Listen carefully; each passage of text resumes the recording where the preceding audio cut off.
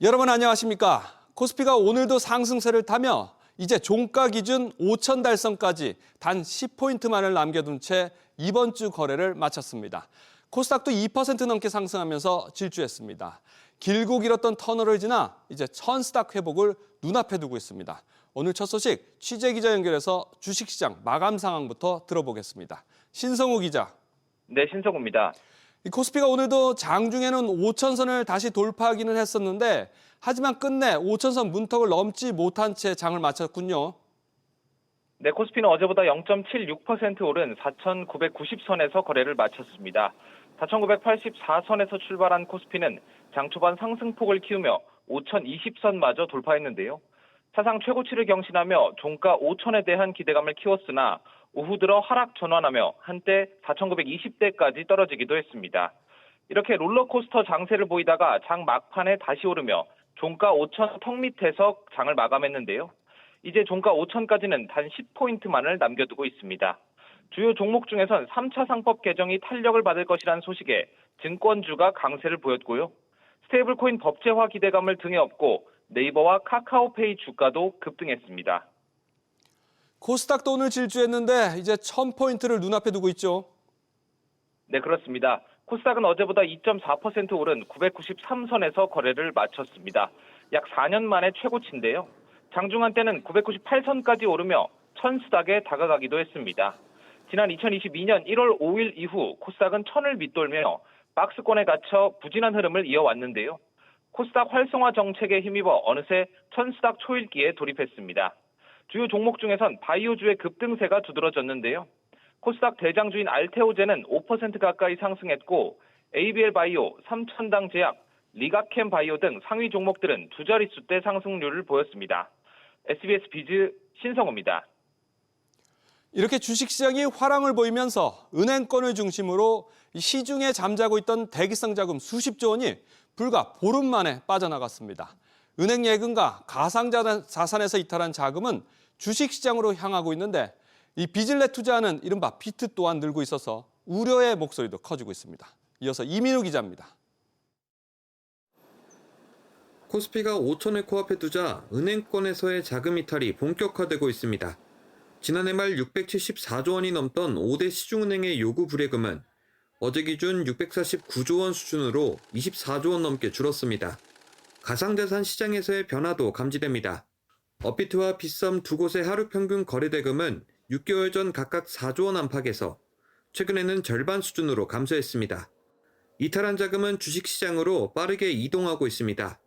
투자자 예탁금은 지난 21일 기준 역대 최고치인 96조 3,300억 원대를 기록하며 증시로의 머니무브가 가속화되고 있습니다. 다만 대규모 자금이 주식시장으로 유입되면서 빚을 내 투자하는 B2에 대한 경고음도 커지고 있습니다. 특히 코스피 대장주인 삼성전자와 SK하이닉스의 B2 규모, 이른바 신용거래 융자가 빠르게 불어나고 있습니다. 삼성전자는 이번 달 들어 약 3,200억 원, SK하이닉스는 1,300억 원 넘게 늘어났습니다.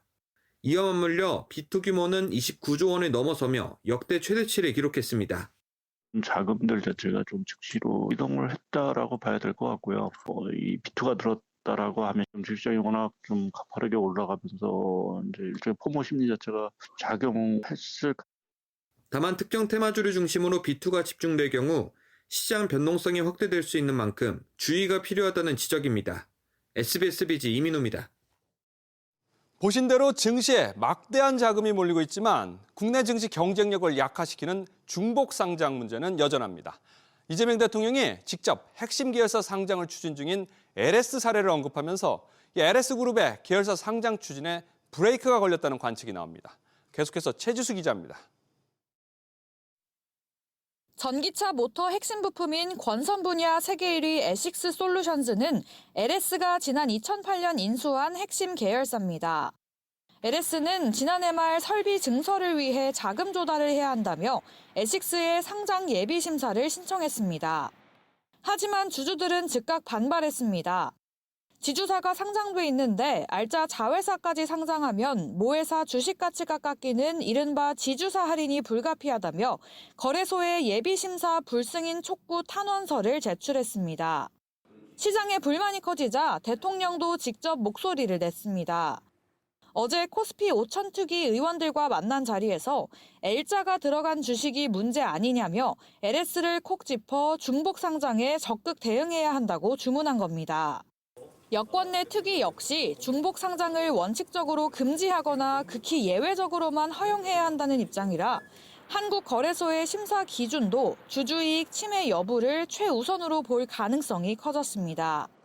모회사 주식을 보유하고 있는 주주들의 가치를 훼손하는 부분이 있다라면은 어떤 중복 상장의 성격을 두고 있다라면은 거기에 대해서는 여러 가지를 좀 검토해야 되는데 대통령의 직접적인 언급에 LS그룹은 당혹감을 감추지 못하고 있습니다. LS는 문제에 대해 인지하고 있으며 내부적으로 다각도 검토 중이라는 신중한 입장을 내놨습니다.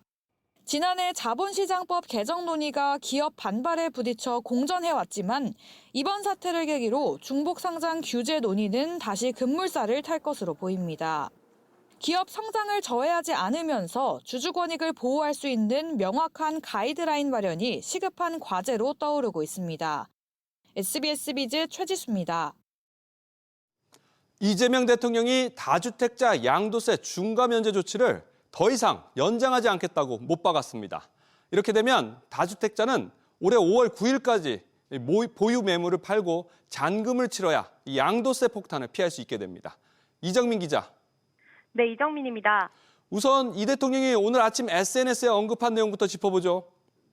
네, 이 대통령이 오늘 새벽 X를 통해 오는 5월 9일 만기되는 다주택자 양도세 중과 면제 연장을 검토하지 않는다고 밝혔습니다. 다주택자가 보유하던 주택을 일부 처분할 경우 추가 20에서 30%포인트 가산세율이 붙는 양도소득세 중과는 지난 2021년 처음 도입됐습니다. 윤석열 정부 때인 2022년 5월 1년간 유예한 다음부터 해마다 시행령을 개정해 면제 기간이 1년씩 연장되었는데요. 이 대통령 말대로 면제 조치를 연장하지 않으면 오는 5월 9일 이후부터 다시 부과됩니다. 만기 전에 다주택자 보유 매물을 시장으로 최대한 끌어내기 위한 조치로 풀이되는데요. 집주인들이 세금 부담을 피하고자 급매물을 내놓을 것이란 관측과 함께 강도 높은 대출 규제가 맞물려 거래가 활기를 띠긴 힘들 거란 의견이 엇갈리고 있습니다. 이 대통령은 뿐만 아니라 비거주 1주택자에 대한 장기 보유 특별 공제에 대해서도 비판했죠.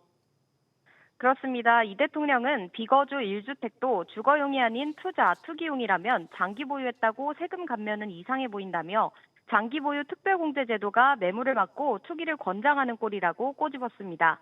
이 대통령은 당장 세제를 고칠 건 아니라면서도 토론해봐야 할 주제라고 강조했는데요. 정부 차원에서 과세체계 재편을 검토하겠다는 뜻으로 보입니다. SBS 비즈 이정민입니다. 이처럼 이재명 대통령이 다주택자 양도소득세 중과 면제 기간을 더 이상 연장하지 않겠다고 시사하면서 시장은 긴장감이 돌게 됐습니다. 각종 초강력 규제에도 버티고 있는 다주택자들에게 유예 기간 안에 비거주 주택을 매물로 내놓으라고 압박하는 것으로 해석되면서 이 다주택자들의 셈법이 복잡해졌습니다. 당장 세금 부담이 2배 가까이 치솟게 되면서 외곽 집은 팔고 이 똘똘한 한 채에 집중하는 현상이 더욱 심해질 것으로 보입니다. 이어서 엄하은 기자의 보도입니다. 다주택자들에게 주어졌던 이른바 세금 퇴로가 이제 곧 막히게 됐습니다. 이재명 대통령은 오는 5월 9일에 끝나는 양도소득세 중과 면제 조치와 관련해 연장은 고려하지 않고 있다고 명확히 선을 그었습니다. 5월 10일부터는 조정 대상 지역 내 다주택자에게는 기본 세율의 최대 30%포인트의 중과세율이 다시 얹어집니다. 20억 원에 취득한 주택을 3년 보유한 뒤 35억 원에 매도해 15억 원의 양도 차익을 냈다면 기존에는 약 5억 6천만 원의 양도세를 냈지만 중과 부과할 시 3주택자의 세부담은 10억 6천만 원까지 늘어납니다. 지방이나 저가주택은 정리하고 핵심지 고가주택 한 채만 남기는 현상이 심화될 가능성이 높습니다. 비아파트 쪽은 정리할 가능성이 높다 이렇게 평가합니다. 양도 차익 부담도 그렇게 크지 않고요. 결국 1주택으로 하나로 합쳐야 되니까 가장 좋은 자산을 몇 가지 보유하는 그런 전략을 취하는 상태가 된다 볼 수 있습니다. 1주택자라도 안심할 상황은 아닙니다. 장기 보유 특별공제 축소와 고가주택 보유세 강화 등이 함께 거론되기 때문입니다. 자산 가치 자체는 계속 올라갈 거라는 전망이 높기 때문에 쉽사리 매물을 많이 던질 거라고 보지는 않습니다. 다만 고령층 같이 가처분 소득이 제한적인 가구들에 대해서는 보유세 부담이 많이 늘어나는 형국이기 때문에 집을 매매를 하시는 분들이 있을 수도 있다고 생각되고요. 똘똘한 한 채 쏠림 현상이 고착화되는 가운데 매도 대신 증여로 선회하는 다주택자들까지 늘어나면서 지역 간, 자산 간 양극화가 심화될 것이란 관측이 나옵니다. SBS 비즈 엄하은입니다. 13월의 월급을 기대하면서 올해 연말정산 준비하시는 분들 많으실 텐데요. 그런데 환급은커녕 오히려 가산세 폭탄을 맞을 수도 있으니까 이 잦은 실수들 주의하셔야겠습니다. 어떤 점들인지 취재기자 연결해서 알아보겠습니다. 오서영 기자. 네, 오서영입니다. 이 부양가족 공제 부분을 다시 한번 확인해 봐야 한다고요? 네, 그렇습니다. 부양가족이 지난해 소득이 생겼다면 신고를 올해는 달리 해야 하는데요. 100만 원 넘는 소득이 잡힌 부양가족은 기본 공제가 안 되기 때문입니다. 소득 기준을 넘어버리면 해당 가족의 신용카드 이용액과 보험료, 교육비, 기득금 혜택도 조절이 사라지니 유의해야 합니다. 또 자녀나 부모님을 형제자매나 부부가 서로 중복으로 등록하는 이중공제 실수도 잦은데요. 자녀 기본공제는 부부 중 1명만, 부모님 부양공제는 형제 중 1명만 가능합니다. 의료비의 경우는 실손 의료보험금을 받는 등 돌려받은 금액만큼은 공제 대상에서 제외해야 합니다. 그런가 하면 가장 많이 헷갈리는 것 중 하나가 부동산 관련 대출이잖아요. 네, 그렇습니다. 우선 대출자가 주택 소유자여야 하는데요. 공동 명의로 집을 샀더라도 대출을 낸 사람만 이자 상환액에 대한 공제를 받을 수 있습니다. 지난해 12월 31일 기준 전세자금 대출 공제 기준은 무주택자여야 하며 주택담보대출 기준은 1주택자여야 합니다. 6억 원을 초과하는 주택을 담보로 하는 대출은 소득공제가 불가해 가령 7억 원의 아파트를 사며 받은 주담대 이자 상환액은 소득공제가 불가합니다. 대출도 실수로 중복공제를 받았다면 5월 종합소득세 확정신고 기간에 한 명이 제외하고 수정신고를 해야 가산세 부담을 줄일 수 있습니다. 월세공제의 경우는 무주택 세대 근로자이고 전입신고를 한 뒤 실거주하는 상황이어야만 세액공제를 받을 수 있습니다. SBS 비즈 오서영입니다. 우여곡절 끝에 오늘 오전부터 이해운 기획예산처 장관 후보자의 인사청문회가 진행되고 있습니다. 반포아파트 부정청약부터 아들의 대학 입학 특혜 등 다양한 의혹들이 제기됐습니다. 정윤영 기자. 네, 정윤영입니다. 청문회 내내 부정청약에 대한 질의가 이어졌다고요? 그렇습니다. 이 후보자 남편이 지난 2024년 반포아파트 청약에 당첨됐는데 당시 결혼한 장남을 부양가족으로 신고해 청약 가점을 부풀렸다는 의혹을 받고 있는데요. 이 후보자는 이에 대해 아들 부부의 관계가 원만하지 않아 아들과 함께 살 수밖에 없었다는 취지의 해명을 했습니다. 혼례를 올리고 곧바로 좀 문제가 생겼습니다. 두 사람의 관계가 깨어진 상황이라 최악으로 치달았습니다. 그래서 당시 저희는 그 혼례를 유지하기가 어렵다고 생각했습니다. 이 후보자는 발언 도중 아들이 파경위기로 인한 스트레스 탓에 병을 얻고 아직까지 치료를 받고 있다며 눈물을 보이기도 했는데요. 다만 야당에서는 장남이 실제 해당 아파트에 거주했는지 증명할 수 있는 신용카드 사용 내역, 차량 입출입 내역을 요구했지만 받지 못했다고 강조했습니다. 문제가 된 집을 내놓을 의향이 있냐는 질의에는 수사기관의 결과에 따르겠다며 말을 아꼈습니다. 보좌진에 대한 갑질 의혹에 대한 지적도 나왔죠. 네, 박대출 국민의힘 의원은 이 후보자 전직 보좌 직원들을 조사해보니 정신과 약을 먹거나 공황장애에 걸린 직원도 있었다고 말했습니다. 이에 상처받은 직원들에게 진심으로 사과하겠다고 답했습니다. 이 후보자 장남의 연세대 입학과 관련해선 시아버지가 공무원일 때 공적을 인정받아 사회기여자 전형으로 입학한 걸로 보인다며 특혜는 없었다고 강조했는데요. 발언 들어보시죠. 성적 우수자입니다. 능력이 부족한데 누구 찬스로 간 거 아니냐. 이 학생이 학교에 들어가서 3.85 학점을 받았으면 저는 그걸로 충분히 입증이 된다고 봅니다. 이른바 이해운 김학록과 관련해선 본인이 쓴 것이 아니라고 부인하며 제1정을 기반으로 제3자가 본인의 짐작과 여러 가지 소문을 버무린 것 같다고 설명했습니다. SBS 비즈 정윤영입니다.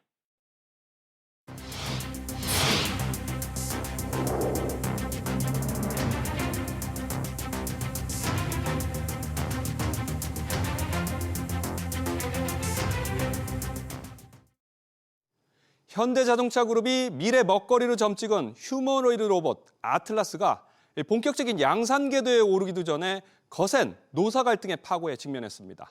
노조가 강력히 반대하고 나서면서 미래 로보티스 기술을 선점하고도 정작 국내 공장에는 로봇 한 대조차 들여놓기 힘든 상황에 놓였습니다. 이 때문에 이 현대차 그룹이 해묵은 노사 갈등 굴레에 갇혀서 글로벌 피지컬 AI 주도권 경쟁에서 뒤처지는 게 아니냐는 우려가 커지고 있습니다. 조슬기 기자가 보도합니다. 최대 50kg까지 물건을 들 수 있는 힘, 56개의 자유도를 갖춘 전신 관절 구조에 손에는 센서가 탑재돼 촉각도 느낍니다.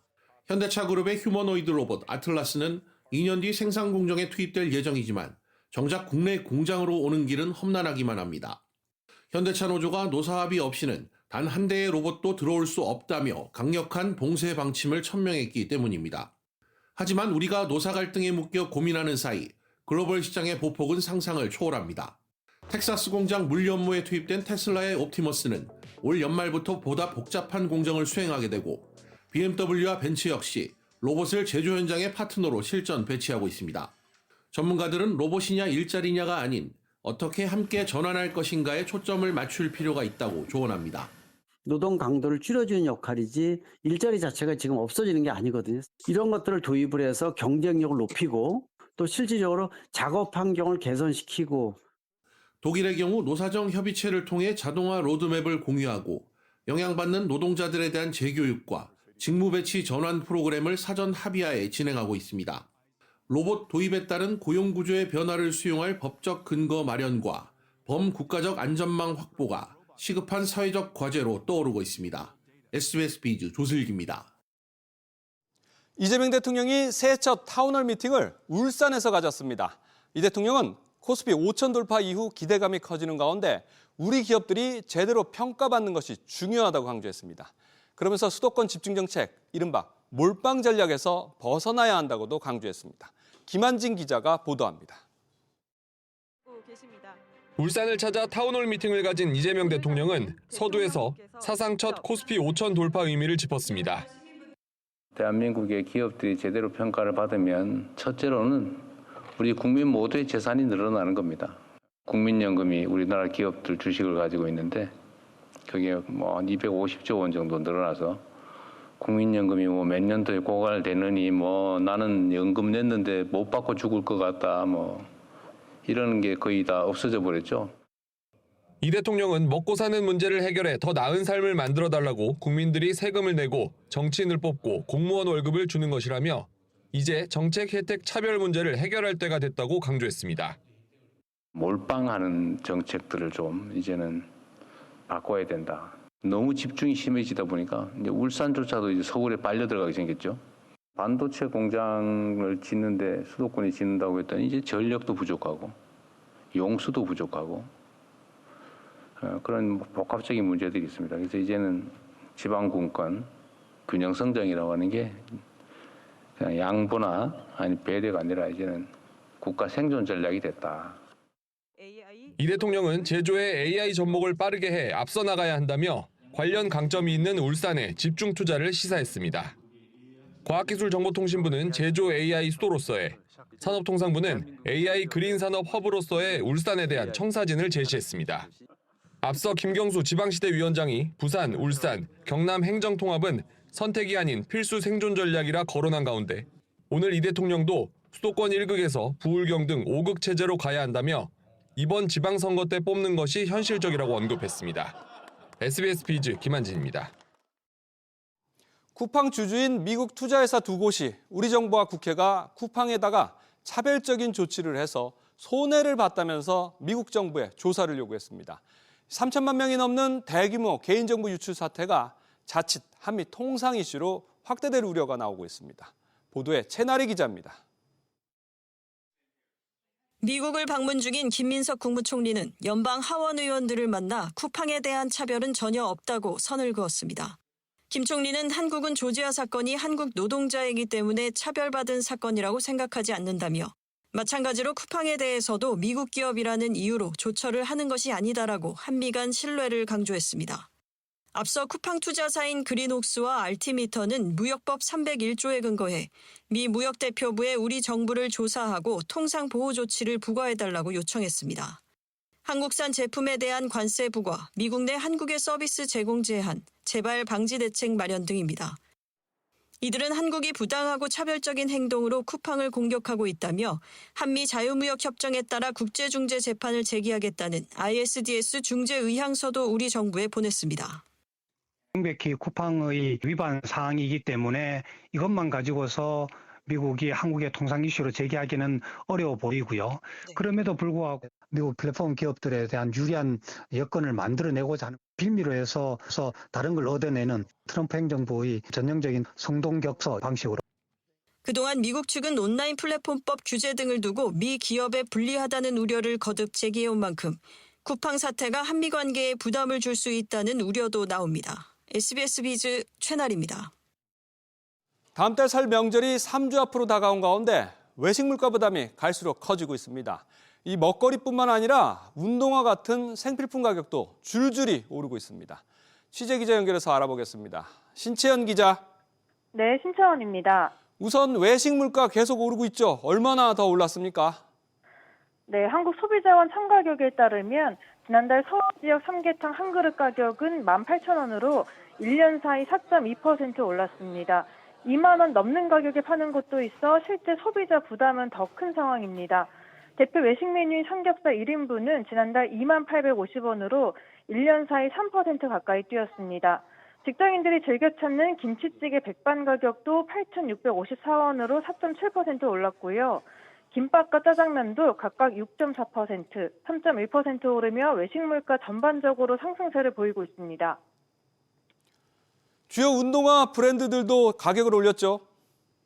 네, 그렇습니다. 아식스는 이달 들어 인기 모델 조그 100X 가격을 89,000원에서 99,000원으로 11.2% 올렸습니다. 아식스의 가격 인상은 5개월 만인데요. 지난해 8월에도 젤벤투 6 가격을 9.2% 인상한 바 있습니다. 뉴발란스도 지난달 러닝화 대표 모델인 740 제품들의 가격을 7.2% 올렸고요. 푸마도 인기 모델 스피드캣 OG 가격을 이달 들어 7% 인상했습니다.